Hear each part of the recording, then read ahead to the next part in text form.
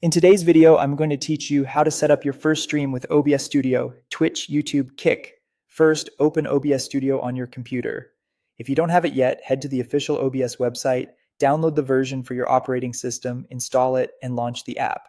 OBS is free and open source, and it runs great on Windows, macOS, and Linux. Once OBS is open, let's connect it to your streaming platform. Go to Settings in the bottom right, then Stream.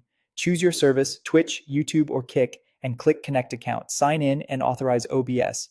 This lets OBS set the server and stream destination automatically, which is the simplest and most reliable way to go live. If you prefer not to connect your account, you can use a stream key instead. Choose the option to use stream key, then paste your key from the YouTube live control room.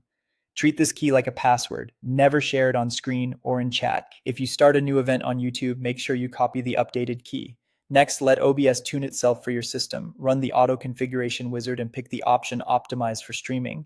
OBS will test your hardware and network and suggest resolutions, frame rates, and encoder settings that are likely to be stable on your setup. You can fine-tune later, but this is a great starting point now. Build your show. In the Scenes panel, keep a main scene and add sources, display capture for your monitor, game capture for games, window capture for a single app, video capture device for your webcam, and audio input capture for your microphone.